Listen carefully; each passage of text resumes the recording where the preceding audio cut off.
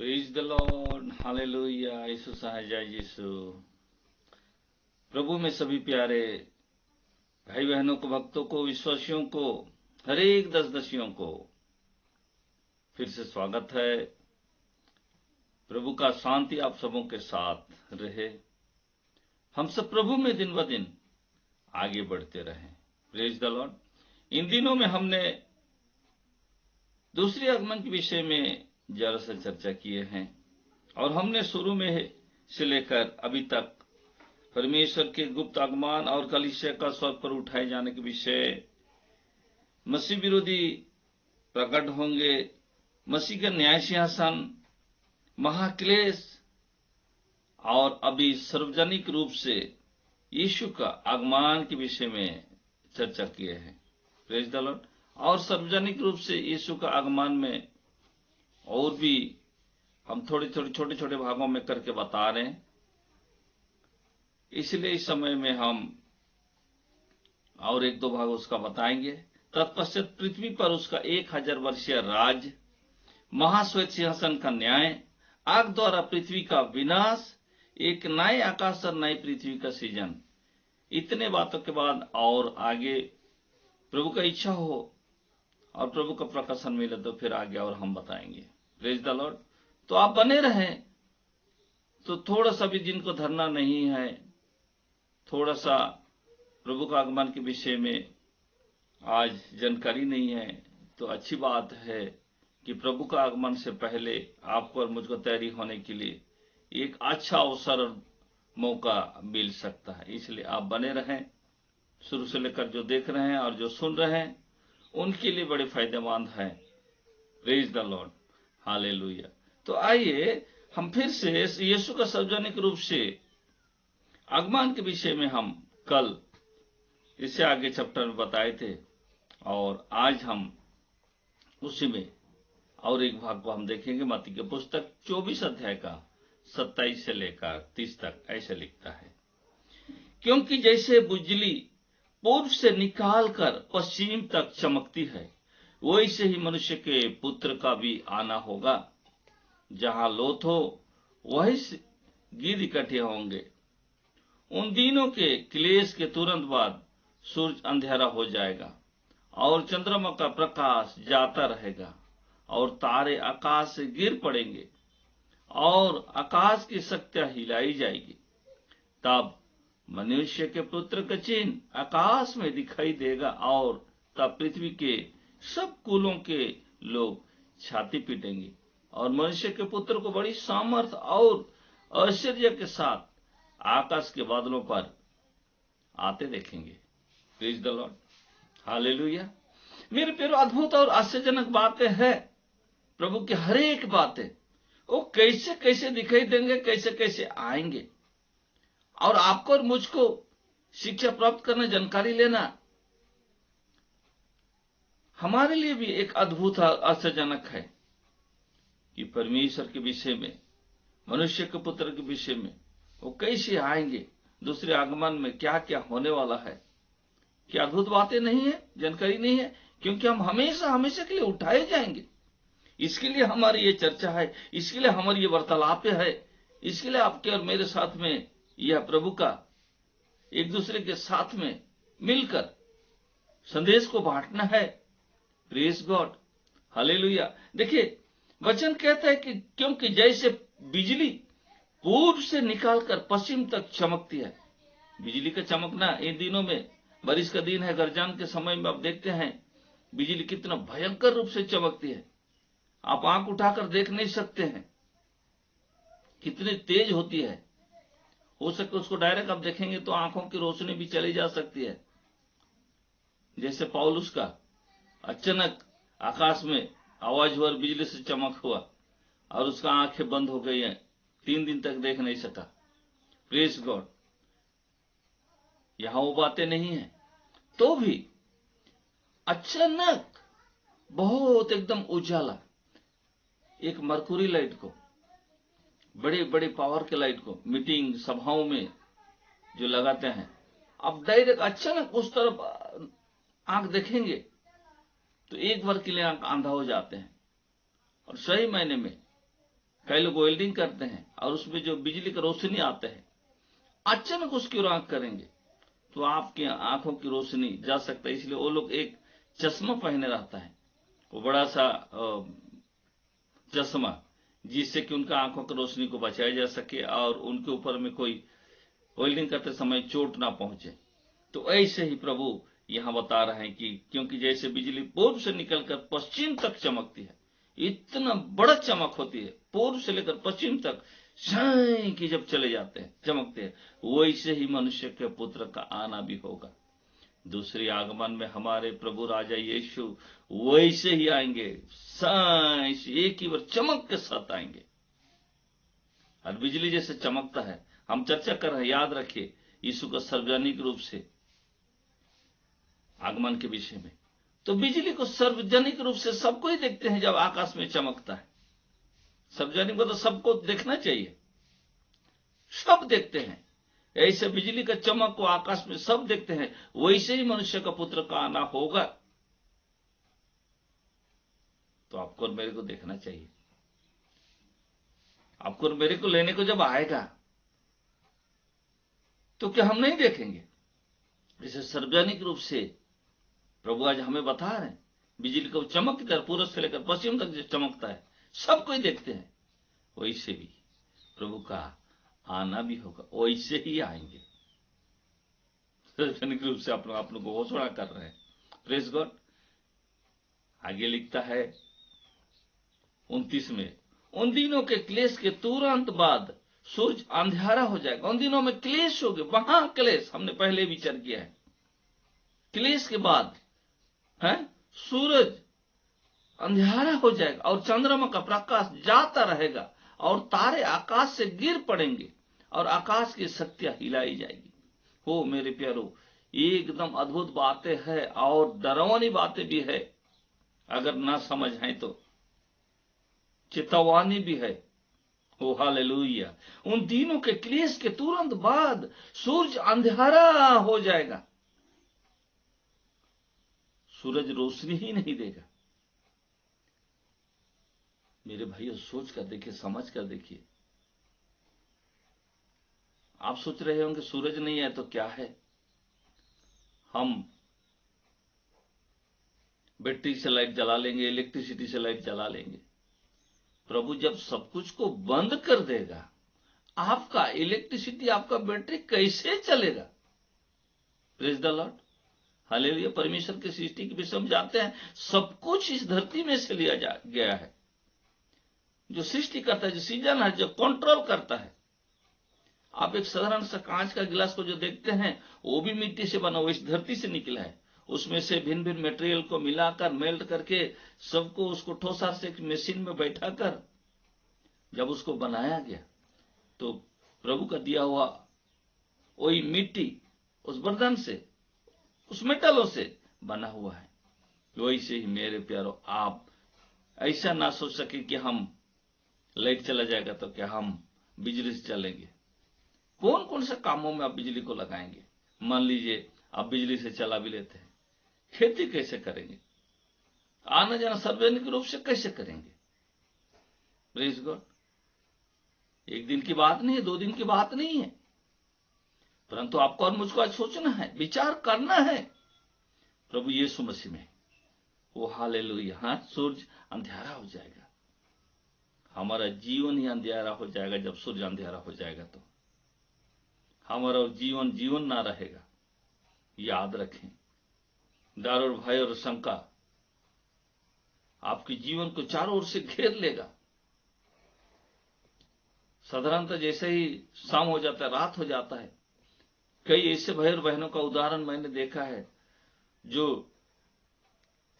बात बात में डरते हैं, थोड़ा सा आवाज आने से, थोड़ा सा सड़सड़ाहट कुछ हो जाने से डरने लगते हैं। शाम होते ही चलते चलते पेड़ के पास छोटे छोटे पौधे होते हैं और उनको देख के अचानक मेरे साथ में जर्नी हुए रात के समय, मैं जानता हूं, आगे देख लिया एक छोटा सा पौधा है, छोटा सा, तो आगे कोई बैठा है, आगे कोई खड़ा है करके पीछे दौड़ के खींच के बगल में छुप जाता है अंधेरे में। इन सब प्रकृति का पेड़ पौधे को, छोटे छोटे पेड़ पौधों को देखकर हम डरने लगते हैं। जब पूरे सूर्य अंधेरा हो जाएगा, रोशनी देना बंद हो जाएगा, कैसे अंधेरा होगा सोच रहे, कुल अंधकार, कुछ भी नहीं दिखाई देने वाला अंधेरा उस समय में। हालेलुया, कितना भयंकर की बात है। और चंद्रमा का प्रकाश जाता रहेगा, चंद्रमा भी नहीं, उसका भी प्रकाश नहीं रहेगा। और तारे आकाश से गिर पड़ेंगे। देखिए, तारे जो आकाश में रात में चमकते हैं आकाश में, वो भी गिर पड़ेंगे और आकाश की शक्तियां हिलाई जाएगी। आपका विश्वास उस आकाश की शक्ति के जैसे कि मैं अभी प्रभु से मिल जाऊंगा, इतना बड़ा विश्वासी आप हैं, इतने बड़े भक्त आप हैं, इतना बड़ा शक्ति आप रखते हैं कि प्रभु के संग डायरेक्ट बात करने के जैसे, परंतु वह भी हिलाए जाएंगे। Praise God, hallelujah. अच्छे से अच्छे भक्त, इसलिए कहा है अच्छे भी अच्छे भरमाए जाएंगे। आकाश की शक्तियां हिलाई जाएगी, बड़ी शक्ति रखने वाले भी डमाडोल हो जाएंगे। इसलिए क्या आपको और मुझको कैसा विश्वास चाहिए, कैसा भक्त चाहिए कि प्रभु यीशु मसीह के ऊपर निर्भर होना चाहिए। इसलिए हर बात में उसकी खोज करना चाहिए। अन्यथा हमारा इतनी बड़ी शक्ति, आकाश की जैसे शक्ति भी काम आने वाला नहीं है। वो भी हिलेंगे, डोलेंगे, डगमगा जाएंगे। जिसके ऊपर कल आप निर्भर हो रहे थे, इतनी बड़ी शक्ति, आकाश की शक्ति जैसे शक्ति के ऊपर में आप निर्भर हो रहे थे, वो भी हिलाई जाएगी। Praise God. तो प्यारो, करना क्या चाहिए? हालेलुया। करना यह है कि हमको प्रभु यीशु मसीह के ऊपर विश्वास करना है। और इन दिनों में हम उसके आगमन के विषय में चर्चा कर रहे हैं, तो और भी विश्वास में दृढ़ और पुख्ता और मजबूत होकर आपको और मुझे ढूंढना है, ताकि उसके घर में आप और मैं होने पाए। मेरे प्यारो, ओ ग्लोरी फादर, हालेलुया। ये मजाक बात नहीं है। इस समय में खेलने कूदने की बात नहीं है। अपने जीवन को प्रभु में, जैसे भजन नीति वचन 3 अध्याय में लिखा है, अपने जीवन को पहला उत्पन्न, पहला फल को प्रभु के चरणों में रखना। और आज ये पहला फल, पहला उत्पादन क्या होना चाहिए आपके और मेरे जीवन में? जब कभी भी हम, मान लीजिए रात को सोए हैं, सुबह उठे हैं, तो सबसे पहले प्रभु को देखना चाहिए। तत्पश्चात सभी चीजों को, घर को, बहनों को, भाइयों को, माताओं को, पिताओं को, सबसे तो पहला प्रभु का प्रतिष्ठा करते करते इस रीति से हम दूसरे आगमन के लिए अपने आप को तैयारी कर सके, ताकि उन दिनों में सूर्य अंधेरा हो जाएगा, चंद्रमा का प्रकाश जाता रहेगा, आकाश से तारे गिर पड़ेंगे, आकाश की शक्तियां हिले जाएगी, तो भी आप और मैं बने रहेंगे। जब हम इस रीति से प्रभु को खोजते रहेंगे, हमारा प्रतिष्ठा, सबसे पहला भाग, पहला आवाज, पहला शक्ति, पहला शब्द हम प्रभु को समर्पण कर देंगे कि आपके लिए मैं जिंदा हूं, आपके खातिर मैं जिंदा हूं, आपके खातिर मैं इस वक्त पाया जाता हूं। और धन्यवादी हृदय के साथ परमेश्वर के आगे सब कुछ को समर्पण कर देना। Praise God. तब आप और मैं भी बने रहेंगे। कितनी भी विपत्तियां आ जाए, प्रभु का आपको थोड़ा सा खरोच भी लगने नहीं देगा। इस रीति से आपको और मुझको बने रहना है। बहुत भयंकर क्लेश और द्वेष आएंगे, आकाश की शक्तियां भी हिल जाएंगी। अब आपको और मेरे कोई मामूली विश्वासी होने से काम नहीं चलेगा, साधारण विश्वासी होने से काम नहीं चलेगा। और भी गहराई और गंभीरता में आपको और मुझको जाना है। पूरे गहराईता के साथ प्रभु को खोजना है। अपने जीवन में इतना कंफर्म हो जाना चाहिए कि जब कभी भी प्रभु आ जाएगा, कुछ भी रख मत छोड़िए, कुछ भी नहीं। मेरे भाइयों, आपने गुनाहगार नहीं किया है, लेकिन हम जब मत्ती पुस्तक 5 अध्याय में देखते हैं कि हमने, वो आपको और मुझे गुस्सा करता है, तो जाकर उनको माफी मांगना चाहिए। आप गुस्सा नहीं किए हैं, आप नाराजगी नहीं है, लेकिन आपके प्रति कोई भी नाराजगी है, उसको जाकर आपको क्षमा मांगना चाहिए। ऐसा बाइबल का वचन हमें सिखा, मत्ती 5 अध्याय का 22-23 में लिखा है। इसलिए कितना पवित्र जीवन है हमारा प्रभु यीशु मसीह के पास जाने के लिए, कितना पवित्र जीवन जीना पड़ेगा। इसलिए कोई भी प्रकार की बहुत सी बातें होती है इस संसार में, इसके साथ नहीं पढ़ता, उसके साथ नहीं पढ़ता, नहीं चलता, नहीं उठते, नहीं बैठते, नहीं देखते, ये कुछ भी नहीं चलेगा। मेल मिलाप कर लो, सब बैरभाव को दूर कर लो, निस्संदेह प्रभु आपके साथ रहेगा। Praise God, hallelujah. आगे लिखते 30 वचन में, तब मनुष्य के पुत्र का चिन्ह आकाश में दिखाई देगा, चिन्ह दिखाई देगा, और तब पृथ्वी के सब कुलों के लोग छाती पीटेंगे और मनुष्य के पुत्र को बड़ी समर्थ और ऐश्वर्य के साथ आकाश के बादलों पर आते देखेंगे। इतने सारे घटना घटने के बाद मनुष्य का पुत्र आकाश में दिखाई देगा और आएंगे, बादलों पर होकर आएंगे। तब मनुष्य के पुत्र को देखकर सारे जाति, सारे कुलों के लोग छाती पीटेंगे। क्यों छाती पीटेंगे? वो हमने आपको नहीं समझा था, वो हमने विश्वास से नहीं किया। पछताएंगे उस समय में। तब और कुछ बात नहीं रह जाएगा, केवल पछताना ही रह जाएगा, क्योंकि उन्होंने मान नहीं फिराए, उन्होंने जीते जी परमेश्वर को ग्रहण नहीं किया, जीते जी उन्होंने परमेश्वर की कोई बातों के ऊपर में अमल नहीं किया। आप खाने के लिए तीन बार खाने के लिए आप क्या क्या चीज को अमल करते हैं? कहां से भोजन आएगा उसके लिए जोगड़ करते हैं, मानते हैं, अमल करते हैं। लेकिन परमेश्वर की बात के ऊपर में जिसने उस भोजन को दी, जिसने उस सब कुछ को दिया, आपने अमल नहीं किया। इसलिए छाती पीटेंगे उस समय में, कोई फायदा नहीं होगा। छाती पीटेंगे परंतु नरक में जाएंगे। अभी से सुधर जाने की हमें आवश्यकता है, अभी से अपने जीवन को प्रभु में देखने की आवश्यकता है। उस समय छाती पीटने से कुछ नहीं होगा। हालेलुया। बड़ी समर्थ और ऐश्वर्य के साथ आकाश में बादलों पर आते देखेंगे, अपने दूतों के साथ, दूतगान के साथ वो आएंगे। सब देखेंगे, नष्ट होने वाले भी देखेंगे, जीवन पाने वाले भी देखेंगे। इसलिए आपको जीवन पाने वालों में से होना है, नष्ट होने वालों में से नहीं। और आगे 30 वचन में लिखा है, उसी में लिखा तब है, तब मनुष्य का पुत्र आकाश में दिखाई देगा चिन्ह के स्वरूप में। पृथ्वी के सब कुलों के जाति के लोग छाती पीटेंगे और मनुष्य के पुत्र बड़े सामर्थ और ऐश्वर्य के साथ आकाश के बादलों पर आते देखेंगे। इस समय के लिए आपको और मुझे तैयार करना है, तैयार होना है, तैयार रहना है। मेरे प्यारो, एक एक बात को नोट कर लीजिए। मैंने जैसे बताया अभी, दूसरे आगमन के बहुत भिन्न भिन्न पहलू हैं। इन पहलुओं को आप देखेंगे और बारीकी से देखेंगे, अपने जीवन के साथ थोड़ा मैचिंग हो रहा है कि नहीं, आप एक बार करके देखिए। मैचिंग नहीं रहा तो प्रभु के पास तुरंत लौट आइए और कहिए, क्षमा मांगिए, और प्रभु में आगे पहले फल दे देकर सब कुछ के लिए अपने जीवन को प्रतिष्ठा कीजिए, ताकि आप और मैं फाइनली प्रभु के घर में होने पाए। कोई भी आपको और मुझको प्रभु के घर से अलग ना कर सके। ऐसे ही आप बने रहिए। दूसरे आगमन के बहुत बहुत भिन्न भिन्न पहलुओं को सीखेंगे, और जब आप जान जाएंगे, दिल में बैठ जाएगा वचन, बहुत आनंद मिलेगा, बहुत सुकून मिलेगा। आप कंफर्म हो जाएंगे कि मैं ईश्वर का एक संतान हूं। अभी कंफर्म नहीं है तो कंफर्म हो जाइए और बने रहिए। पाप, दोष, गुनाह, अपराध से बचे रहिए, शरीर की अभिलाषाओं से बचे रहिए। जवन युवती और भी कंट्रोल कीजिए अपने जीवन को। छोटे बड़े बुजुर्ग हर एक जन प्रभु के निकट आइए, ताकि प्रभु का नाम को महिमा मिले और आप और मैं दूसरे आगमन में प्रभु के घर में होने पाए। धन्यवाद। इस वचन के द्वारा प्रभु आपको और मुझको आशीर्वाद करे। जय मसीह की, प्रेज द लॉर्ड। आइए हम प्रार्थना करेंगे। जयवान परमेश्वर, राजा यीशु, आपने बेटा बेटियों को आपने प्रेम किया है। प्रेम करके ये वचन देने के लिए हम आपको धन्यवाद देते हैं। आपका महान और अद्भुत प्रेम में बनाए रखें। शुभों को, जीवन को आपके निकट में रखता हूं। इस समय में शारीरिक पीड़ाओं, उत्पीड़न, सब कुछ को दूर कीजिए। रोग, बीमार, श्राप सबको दूर करिए। बचान के प्रति आप मार्ग और द्वार को खोल दीजिए, कि वचन को सुने और आपके आगमन के लिए अपने आप को तैयार कर सकें।